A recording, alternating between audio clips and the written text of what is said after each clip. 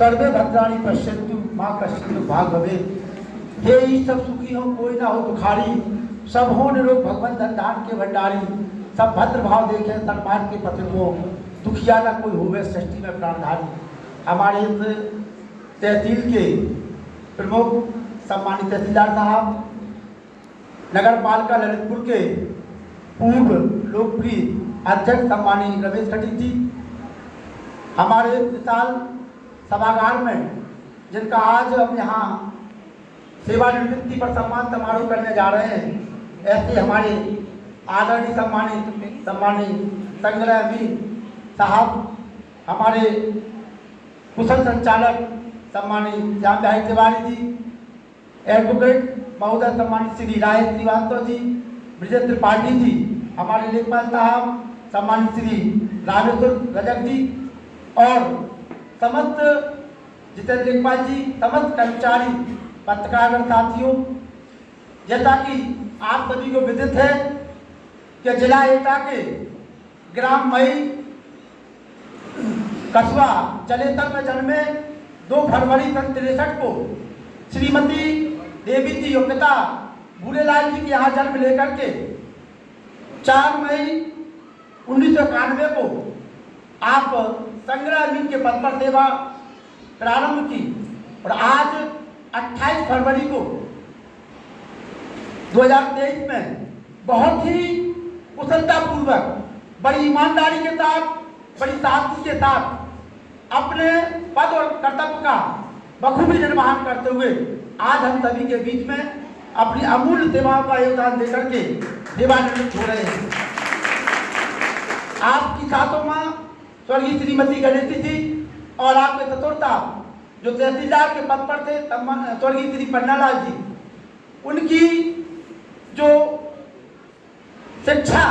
उनके जो आचरण, उनके जो संस्कार आप में मिले,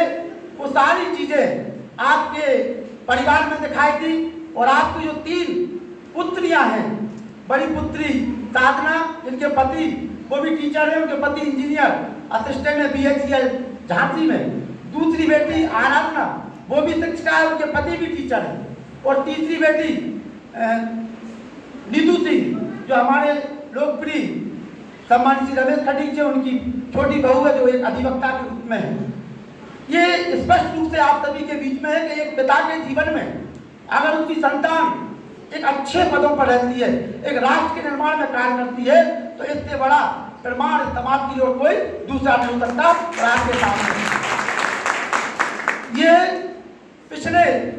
लंबे अंतराल से जब से मैं मैरोन तहसील से पत्रकारिता के रूप में जुड़ा रहा, तमाम जगहों पर हमने देखा इस तहसील में आकर के इतने तहसीलदार एसडीएम साहब आए, उनके बीच में रहकर के जो आपने कार्य किया, कभी भी तहसीलदार साहब आपकी कोई ऐसी शिकायत नहीं प्राप्त होती थी जिससे कहा जाए कि अमुक अमीन साहब की कार्यप्रणाली ठीक नहीं है। 11 वर्ष के हमारे पत्रकारिता कार्यकाल में, फिर शिक्षण कार्यकाल में जब हमने देखा कई कार्यक्रम तहसील सभागार के प्रांगण में हुए, चाहे वो मतदाता जागरूकता का रहा हो, चाहे वो हमारे पूर्व अंत्योदय योजना के तहत कार्यक्रम किए गए हो, कई बार आपकी सेवाएं लेने का अवसर प्राप्त हुआ। एक ईमानदारी के साथ, एक कर्तव्य निष्ठा के साथ जो कार्य आपने किया है और जो संस्कार आपने अपनी बच्चियों को दिए हैं,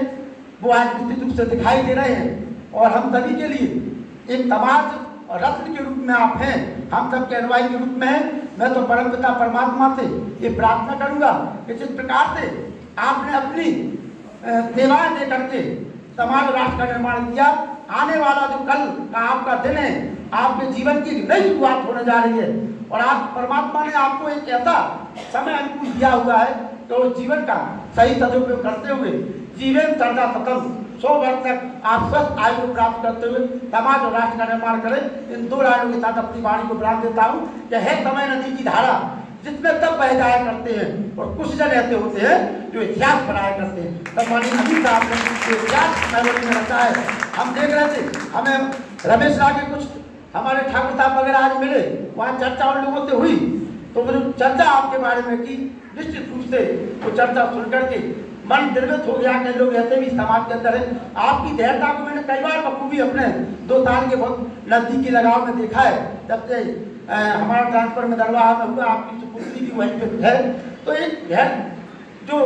महर्षि मनु ने धर्म के 10 लक्षण बताए, सबसे पहला उसमें धैर्य बताया है। तो वो धर्म की जो मर्यादा है, जिसको हम धर्म कहते हैं बगीचा, पहला उसका जो लक्षण है वो है धैर्य।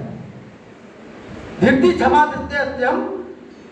तो ये 10 लक्षण जो बताया गया, धैर्य उसमें धर्म का पहला लक्षण बताया गया, वो कूट कूट कर आपके अंदर बना हुआ है और इस तब को हम लोगों ने प्राप्त किया है। पुनः ईश्वर से प्रार्थना करूंगा कि आपका जो कल से नया एक जीवन, एक नई आत्मा के साथ आपका जो बढ़ रहा है, परमात्मा उसमें आपको दिनों दिन तरक्की दे और स्वस्थ रहते हुए 100 वर्ष तक जिए। ओम शम।